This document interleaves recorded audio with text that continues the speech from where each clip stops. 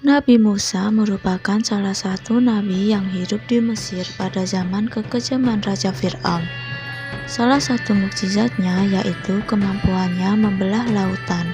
Sehingga dengan mukjizat tersebut beliau dan para pengikutnya dapat menghindari kejaran pasukan Fir'aun. Nah, kisah kali ini menceritakan kelahiran Nabi Musa. Berikut ilustrasi kisahnya. Pada masa kelahiran Nabi Musa, Fir'aun membuat peraturan untuk membunuh setiap bayi laki-laki yang lahir.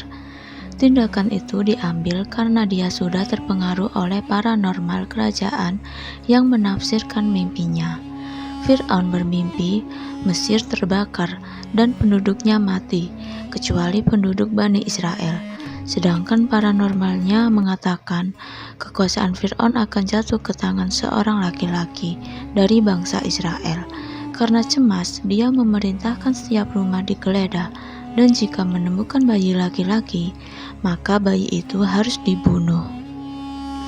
Pada masa itu juga seorang wanita bernama Yukabat melahirkan seorang bayi laki-laki, yaitu Musa. Dan kelahiran itu dirahasiakan. Setelah Yukabat mendapatkan ilham dari Allah, karena risau dengan keselamatan Musa, akhirnya Musa dihanyutkan ke sungai Nil ketika berusia 3 bulan. Kemudian Musa ditemukan oleh Asia istri Fir'aun yang saat itu sedang mandi di sungai dan kemudian membawanya ke istana. Melihat istrinya membawa seorang bayi laki-laki, Fir'aun ingin membunuh Musa. Istrinya pun berkata, "Jangan membunuh anak ini, karena aku menyayanginya. Lebih baik kita mengasuhnya seperti anak kita sendiri, karena aku tidak mempunyai anak." Dengan kata-kata dari istrinya tersebut, Fir'aun tidak sampai hati untuk membunuh Musa. Kemudian istri Fir'aun mencari seorang pengasuh, tetapi tidak seorang pun yang dapat menyusui Musa dengan baik. Dia menangis dan tidak mau disusui. Selepas itu, ibunya sendiri mengajukan diri untuk mengasuh dan membesarkannya di istana Fir'aun. Pada suatu hari, Fir'aun memangku Musa yang masih kanak-kanak. Tetapi tiba-tiba janggutnya ditarik Musa hingga dia kesakitan.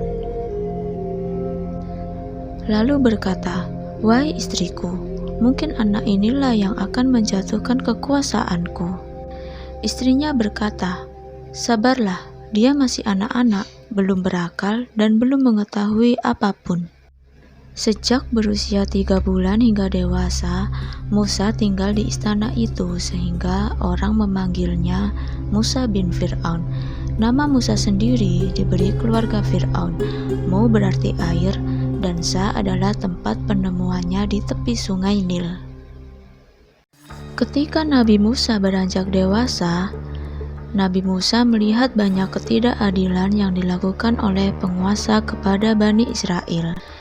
Hingga suatu hari, tanpa sengaja Nabi Musa memukul seorang bangsa Mesir hingga tewas demi membela seorang Bani Israel. Pembelaan Musa terhadap orang Israel menimbulkan kemarahan besar Fir'aun. Ia memerintahkan pasukannya untuk mencari Musa. Musa mengetahui bahwa dirinya akan ditangkap dan dihadapkan kepada Fir'aun. Nabi Musa pun diburu oleh prajurit kerajaan. Mengetahui hal itu, Musa pun melarikan diri ke Madian.